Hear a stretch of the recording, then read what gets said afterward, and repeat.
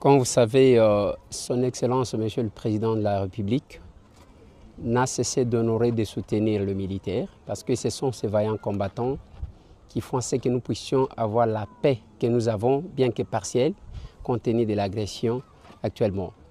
La meilleure façon de motiver ceux qui s'engagent pour la défense de la patrie, c'est d'honorer ceux qui sont passés, ceux qui ont vécu. Voilà pourquoi Uvira étant la ville de la résistance, il fallait honorer ces vaillants dignes fils du pays, du nom de Michel Mbavu Dogo, Mbavu Moya comme on l'appelait. C'est d'un fils de Fizi qui s'est battu et qui a montré de quoi les Congolais sont capables. Aujourd'hui, on peut croire que l'armée congolaise est faible, c'est par manque de connaître l'histoire. Grâce à l'armée congolaise, le Rwanda existe, l'Ouganda existe, la Tanzanie existe, et l'Éthiopie existe. Même la Belgique a été sauvée par cette armée, cette force publique. Le mal est que nous enseignons peu l'histoire du pays. Les Italiens ont été battus par l'armée et la force publique. Les Allemands, la même chose.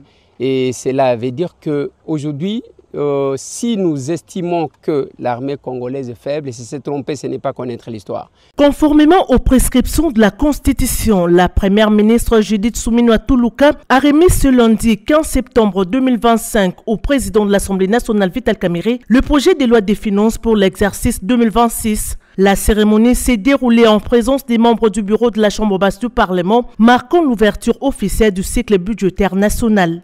En vertu de l'article 126 de la Constitution, le gouvernement est tenu de déposer les projets de loi des finances au plus tard le 15 septembre, avant l'ouverture de la session parlementaire ordinaire. En respectant ces délais, l'exécutif honore cette exigence constitutionnelle et engage le processus de planification des ressources et des charges de l'État pour l'année à venir. La première ministre a indiqué que l'enveloppe globale de ce projet s'élève à 59 000 milliards de francs congolais, soit 20,3 milliards de dollars américains, représentant une progression de 16% par rapport à l'exercice précédent. On a évidemment un accent sur les questions sécuritaires, mais aussi sur toutes les questions qui concernent l'agriculture, les infrastructures, l'énergie, l'éducation, la fonction publique. L'agriculture, vous verrez, quand on regarde à première vue, on a l'impression qu'on a baissé, mais il y a une répartition aussi au niveau des crédits d'investissement des provinces pour l'agriculture, ainsi qu'au niveau du PDL 145 territoires. Et donc ces éléments-là se retrouvent au niveau du ministère du Plan, comme le veut la classification au niveau du budget. Dans le même élan, le gouvernement a également déposé les projets de loi de reddition des comptes 2024, acte qui traduit l'obligation constitutionnelle de transparence dans la gestion des finances publiques. Nous avons accompli notre devoir constitutionnel, a déclaré la chef du gouvernement, entourée du vice-premier ministre en charge du budget Adolphe Muzito, du ministre des Finances Dodo Fwamba, du ministre d'État chargé des relations avec les parlements Guy Luando, du ministre de la Communication et Médias Patrick Mouyaya, ainsi que du vice-ministre du budget Élisée Bokoumwana. Le président de l'Assemblée nationale Vital Kamerhe a salué la remise de ces documents fondamentaux qui constituera l'axe majeur des travaux de la session en cours. Ce geste que vous venez de poser, ce geste républicain qui va nous amener tout de suite dans notre travail. Nous avons promis aux députés après consultation de tous les caucus que nous aurons une conférence élargie à votre équipe ici qui traite des questions de budget et de finances. Parce que nous avons, depuis notre investiture, enregistré plusieurs rapports parlementaires, une mine d'or, qui vous permet de savoir ce qui se passe réellement dans nos circonscriptions électorales, dans nos bases respectives, avec précision et pour y apporter des réponses. Puisque les députés commencent à avoir l'impression, ils vont en vacances, ils reviennent, ils nous donnent des rapports, ils font des recommandations.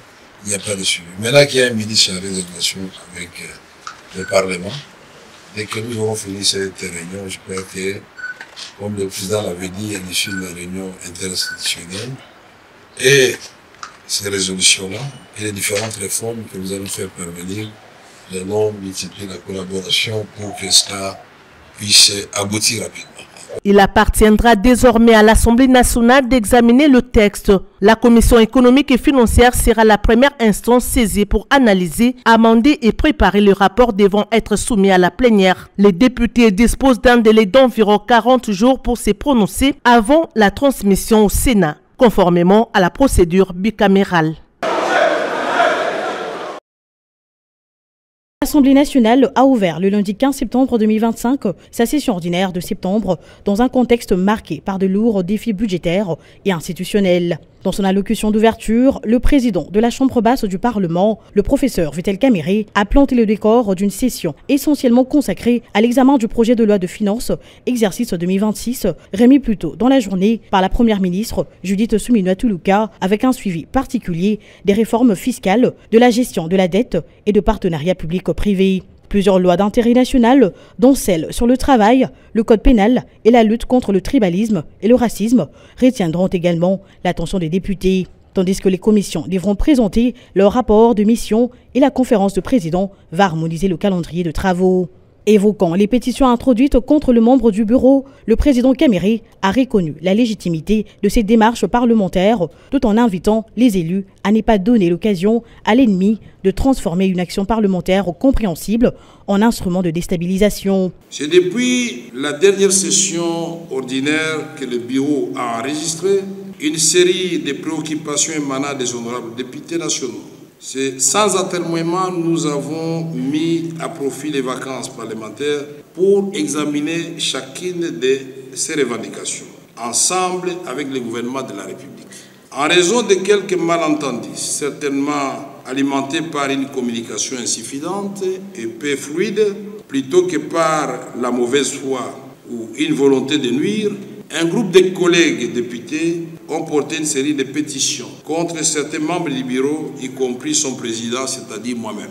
Pour cette raison, et suivant les orientations sanitaires reçues de son Excellence Monsieur le Président de la République, chef de l'État, dans son rôle constitution des garants du bon fonctionnement des institutions, le bureau de l'Assemblée nationale a entrepris des consultations au sein des conférences des présidents, des différents caucus, ainsi que des structures spécialisées comme les réseaux de jeunes parlementaires pour garantir une rentrée parlementaire apaisée, placée sous les signes de la transparence. Ces échanges très fructueux ont permis d'élever de nombreux équivoques et de constater les avancées notables enregistrées dans la prise en charge des préoccupations soulevées par les élus. Je voudrais ici saluer l'attitude républicaine des honorables députés nationaux, y compris certains parmi les pétitionnaires qui ont manifesté une réelle volonté de préserver la stabilité de nos institutions, de renforcer la cohésion au sein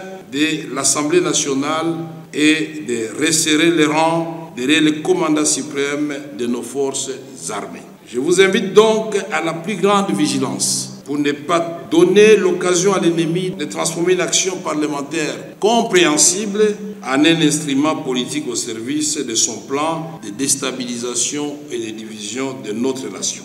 Fidèle à son image de pacificateur, le président Kamerhe a présenté ses regrets le plus sincères à ceux qui auraient pu se sentir froissés par son attitude. Souffrez que je vous livre une confidence. Ma trajectoire personnelle porte le témoignage de mon engagement patriotique. Toute ma carrière a été consacrée à un seul idéal, servir notre peuple. Ma loyauté envers la nation n'a jamais faibli, ni face à l'épreuve du temps, ni devant l'adversité politique.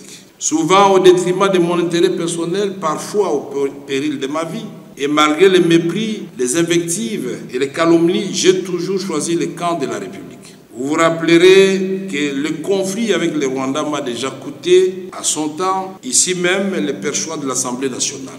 Mais ma fidélité à la patrie demeure intacte. Et aujourd'hui, elle est plus que renforcée par l'engagement que j'ai pris de servir la nation aux côtés du président de la République, son Excellence Félix Antoine Tshisekedi Tshilombo. Sur une carrière qui dure depuis plusieurs décennies maintenant, les tumultes de la vie politique ne m'ont laissé que trop peu de répit. Mais j'ai béni le ciel parce que les tempêtes et les naufrages m'ont enseigné les vertus de l'amour fraternel, de l'unité et surtout du pardon. Ne suis-je pas celui que vous appelez affectueusement le pacificateur? Aujourd'hui encore, je serai pacificateur jusqu'au bout.